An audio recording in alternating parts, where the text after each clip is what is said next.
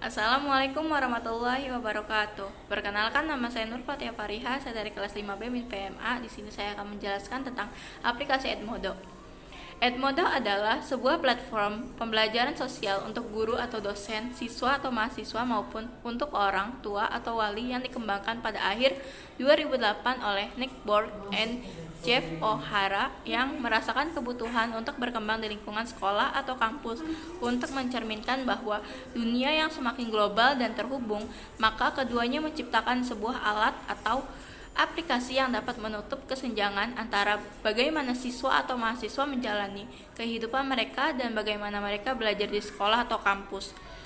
Untuk itulah maka Edmodo ada. Edmodo dibuat sebagai sebuah platform pembelajaran jejaring sosial untuk guru atau dosen, siswa atau mahasiswa, dan orang tua atau wali. Fungsi Edmodo. Yang pertama, fungsi Edmodo adalah untuk mempermudah komunikasi antara murid dengan murid atau guru dengan guru atau dosen. Yang kedua, sebagai sarana komunikasi belajar atau berdiskusi. Yang ketiga, sebagai tempat untuk ujian atau kuis dan lain sebagainya. Selanjutnya ada kegunaan Edmodo. Edmodo dirancang untuk membuat siswa atau mahasiswa bersemangat belajar di lingkungan yang lebih akrab. Di dalam Edmodo, guru atau dosen dapat melanjutkan diskusi kelas online, memberikan polling untuk memeriksa pemahaman siswa atau mahasiswa secara individual berdasarkan kinerja atau perilaku. Edmodo memudahkan untuk melacak kemajuan siswa atau mahasiswa. Semua nilai dan rencana belajar ditugaskan atau diberikan melalui Edmodo dan disimpan dan mudah diakses. Guru atau dosen bisa mendapatkan masukan dari ruang kelas melalui reaksi siswa atau mahasiswa untuk kuis, tugas, dan posting diskusi yang menangkap pemahaman, kebingungan, atau perfrustasian siswa atau mahasiswa.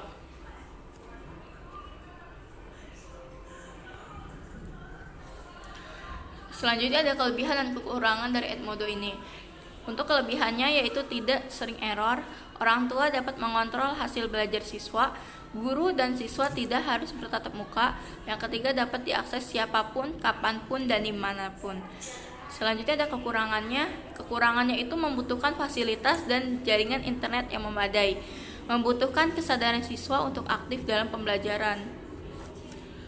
Bagaimana cara menggunakan Edmodo itu? Nah, yang pertama kita akan bahas tentang cara membuat akun Edmodo terlebih dahulu. Yang pertama, silakan buka aplikasi di browser atau Google Chrome. Terus ketik di pencarian Google dengan kata kunci Edmodo. Klik judul websitenya yang seperti di situ ya. Kemudian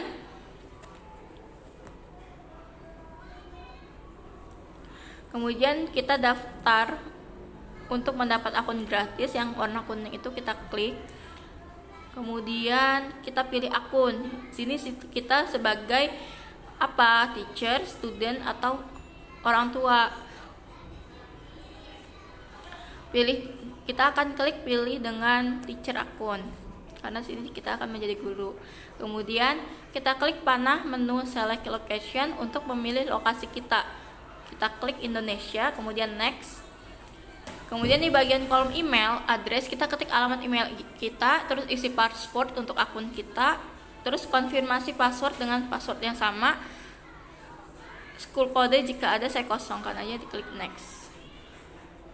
Langkah selanjutnya kita harus memverifikasi email kita dengan cara membuka email kita dan klik tombol confirm my email. Nah, di sini sudah masuk tahap kedua, sukses email.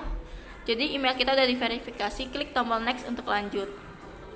Di tahap ketiga ini kita bisa memilih title. Kita misalnya Miss siapa, isi nama lengkap, ketik tombol down seperti itu. Nah, kayak gitu. Misal Miss di sini nama saya Farah, berarti Miss Farah terus down.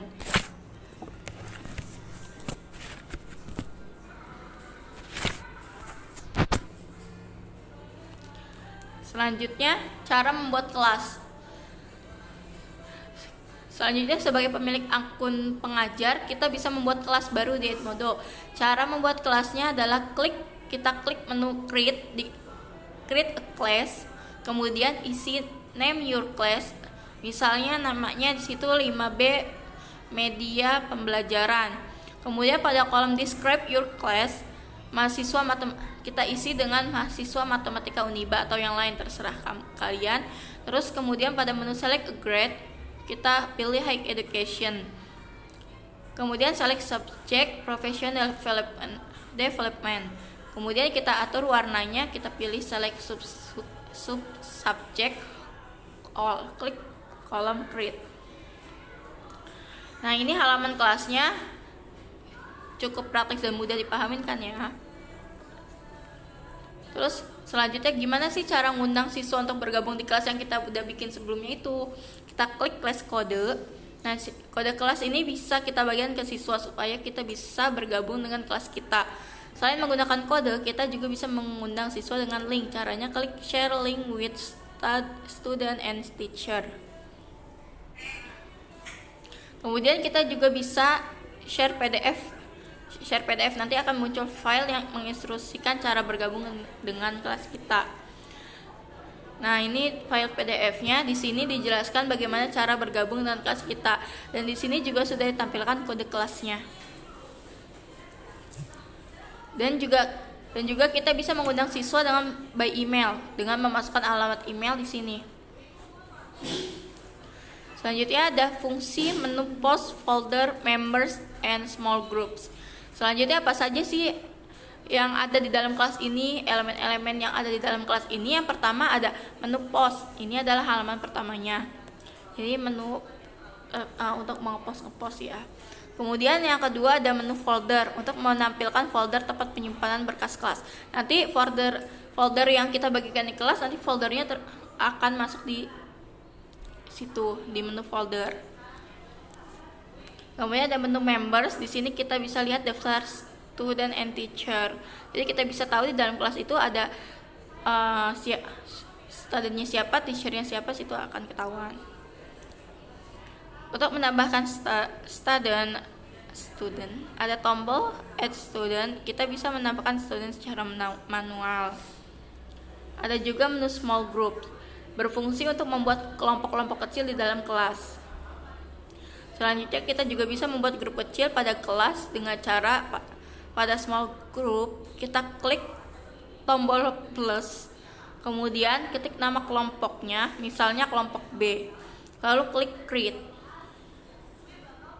Kemudian kita bisa menambahkan membernya dengan klik members, lalu klik add members, lalu kita pilih add members to small groups, kemudian cari membernya.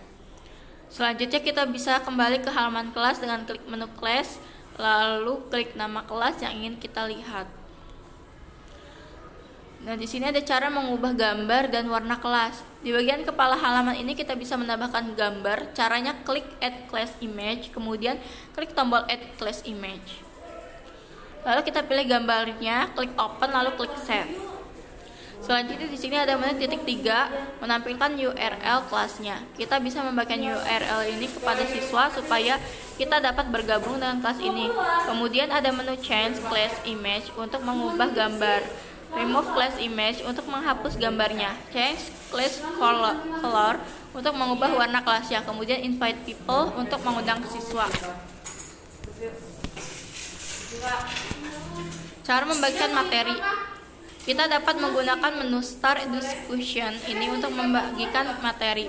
Lalu klik Attach Files untuk menampilkan file. Pilih file boleh juga dengan gambar, kemudian klik Post untuk mempublikasi materi tersebut. Nah, seperti ini tampilannya ada di gambar beserta file PDF-nya. Lalu kita akan memulai cara memulai diskusinya. Dengan menggunakan Start a Discussion bisa untuk memulai diskusi, misalnya seperti ini, lalu klik tombol pause.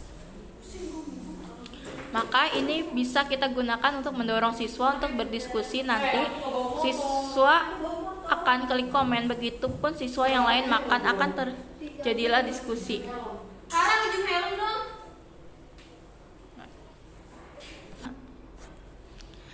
Maka ini bisa kita gunakan untuk mendorong siswa untuk berdiskusi. Nanti siswa akan klik komen, begitupun siswa yang lain, maka akan terjadilah diskusi. Kemudian ada cara membuat polling atau survei. Selanjutnya di bagian bawah Start a Discussion Class ada untuk membuat polling. Caranya ialah buat pernyataan atau pertanyaan, kemudian klik create a poll, ya atau tidak. Ini hasilnya, nanti kita bisa lihat berapa yang jawab iya maupun yang tidak. Yang jawab tidak. Itu pollingnya, jadi siswa yang klik nanti si siswa itu jawab iya apa enggak gitu.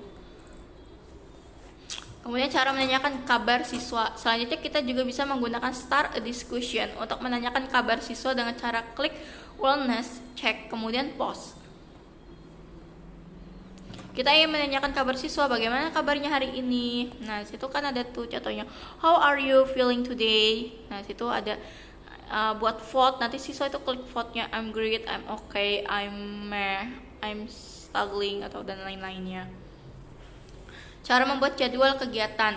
Kita juga bisa menambahkan jadwal kegiatan pada aplikasi Edmodo dengan cara klik schedule event. Kemudian pada menu event kita bisa mengetik nama eventnya. Lalu kita atur start time-nya, tanggal mulainya sampai dengan kapan dan jam berapa kita atur. Kita juga dapat melakukan pengulangan dengan cara klik does not repeat. Misalnya pilih custom, kemudian repeat 1 week. Partisipannya kita bisa tentukan kelas mana saja yang ingin ditambahkan. Pada kolom add a description bisa kita jelaskan, misalnya seperti di gambar ini. Nah, situ ada ya. Lalu kita juga bisa menambahkan reminder atau pengingat, misalnya klik add reminder 10 menit sebelumnya.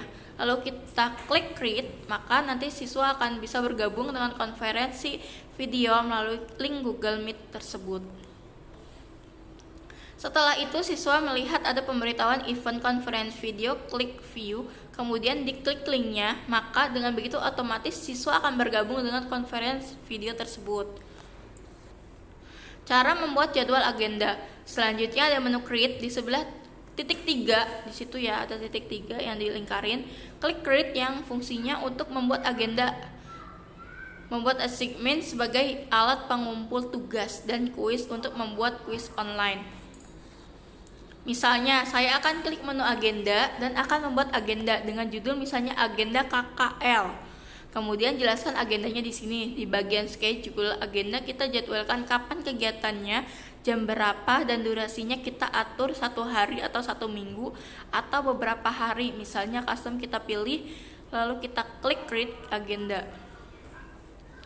Seperti itulah cara menjadwalkan agenda, dan ini hasil agendanya nanti akan tersimpan di bagian agenda. Di situ ada ya agenda yang udah kita buat. Kemudian cara membuat alat pengumpul tugas. Klik tombol create, kita pilih assignment, lalu pilih new untuk membuat tugas baru. Klik isi judulnya, misalnya tugas membuat makalah. Kemudian di kolom instruction kita jelaskan ketentuan dan jenis pengerjaan tugasnya. Bisa kita juga di attach file, melampirkan file, link, dan juga menambahkan file dari library. Klik assign. Pada jendela assign kita tentukan do on, batas akhir penyerahan tugasnya. Kita klik select due date, atur tanggal jamnya, kemudian kita centang log after due date-nya. Artinya jika sudah dicentang tidak bisa mengirim tugasnya lagi jika sudah batas akhir penyerahan tugas. Kalau tidak dicentang, maka secara otomatis siswa dapat mengirim tugas walaupun terlambat. Jadi nggak ada batas waktu nantinya. Kemudian kita centang add to gradebook supaya tugasnya masuk ke fitur progress. Klik assign untuk menugaskannya, atau kita bisa. Nah, ini dia tampilan tugasnya sudah ada. Itu ya, tugas membuat makalah di situ ada. Cara membuat quiz online. Klik create, kemudian klik quiz, kemudian pilih new untuk membuat quiz baru. Ketik judul quiz ujian akhir semester misalnya. Kemudian instruction kita jelaskan cara pengerjaan quiz dan ketentuan yang harus dipenuhi. Kemudian di bagian menu quiz question, kita bisa menambahkan soal. Ada 6 jenis soal: benar atau salah, pilihan ganda, jawaban singkat, mengisi bagian yang kosong, memasangkan, dan juga soal kotak centang. Misalnya kita pilih multiple choice dengan pertanyaan di manakah ibu kota Indonesia. Responnya adalah seperti ini.